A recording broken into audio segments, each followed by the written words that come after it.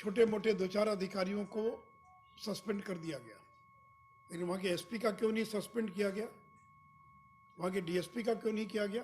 ये कोई पहली घटना नहीं है।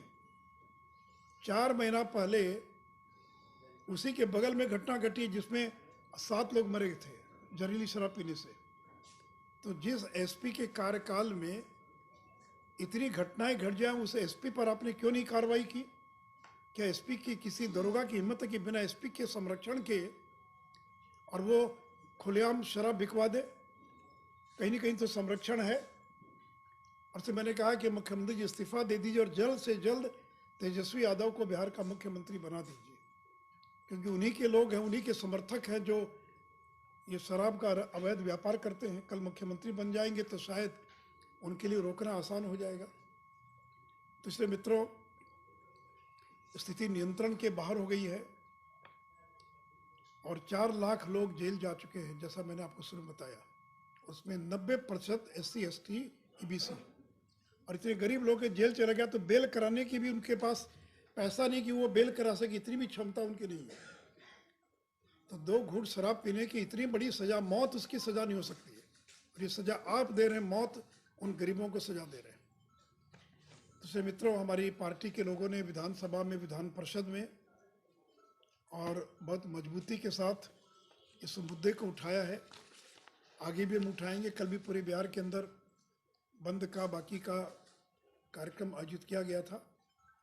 तो इसलिए मुख्यमंत्री जी को संवेदना दिखानी चाहिए, बीजेपी के लोगों से क्षमा याचना करनी चाहिए और तत्काल उन गरीबों को 4 लाख का मुआवजा देना चाहिए। उससे मैंने कल ये भी कहा था कि मांझी जी की चुप क्यों हो गए भाई? 10 दिन पहले तक मांझी जी बयान दे रहे थे कि 1 पौवा गरीब पी लिया तो कौन सा गुनाह कर लिया। आज मांझी जी चुप हैं, CPI CPM के लोग चुप हैं, माले के लोग चुप हैं।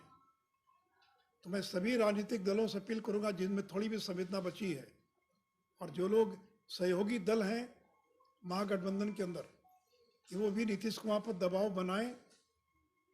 ठीक है, आप ही को श्रेय मिल जाए, हमको कोई दिक्कत नहीं, आपको श्रेय मिल जाए, लेकिन उस गरीब को मदद मिलनी चाहिए। और मैं तो मांझी जी को कहूँगा, बात जाकर आइए, आप तो दलितों के नेता बिहार के, आप क्यों नहीं गए? चिराग पासवान गए, पारस जी गए, आपको भी जाना चाहिए था। क्या जो मरे वो दलित नहीं है? क्या आप नहीं गए? वहाँ पर रोज बयान देते थे शराबबंदी हटाने के पक्ष में। हम तो शराबबंदी हटाने के पक्ष में नहीं है, हम शराबबंदी के पक्ष में।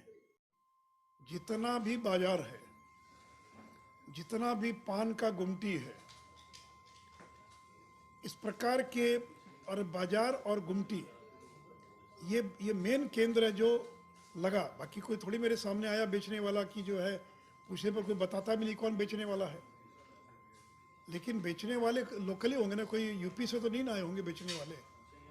और जो शराब है, और एक क्यों बता दें, पत्रकारों को जानकारी भी होगी कि जहरीली शराब का मतलब ये नहीं होता है कि उसमें जहर मिला दिया गया, ऐसा नहीं होता है। शराब जो लोकल शराब बनती है, शराब बनाने का, जैसे अगर आप बना रहे हैं, मान लीजिए कोई खाने की चीज़, उसमें नमक 1 किलो डाल दीजिए तो जहर हो जाएगा।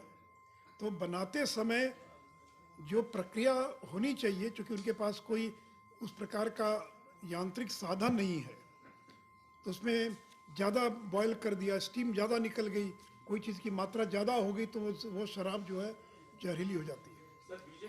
और 1 मिनट, और पीते समय ये पता नहीं चलता कि वो जहरीली है।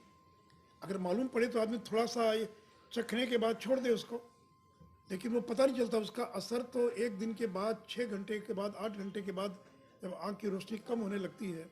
मैं भी कल तक यही समझता कि जहरीली शराब का मतलब गलती से कोई चीज़ डाल दिया या जाए, तो जहरीली शराब का मतलब वही शराब है, लेकिन उसमें कोई एक चीज़ की मात्रा ज़्यादा हो गई, और ज़्यादा मात्रा होने के कारण वो शराब जहरीली हो गई, और उसको जो पिएगा वो आँख की रोशनी चली जाएगी।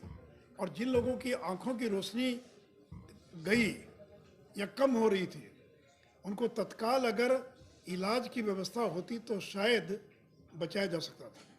और एक बात और बता दें, पटना हाई कोर्ट ने एक आदेश पारित किया, और जिसमें कहा कि जो जहरीली शराब से प्रभावित जो लोग हैं, उनके उपचार के लिए स्टैंडर्ड ऑपरेटिंग प्रोसीजर बनना चाहिए। SOP कहते हैं।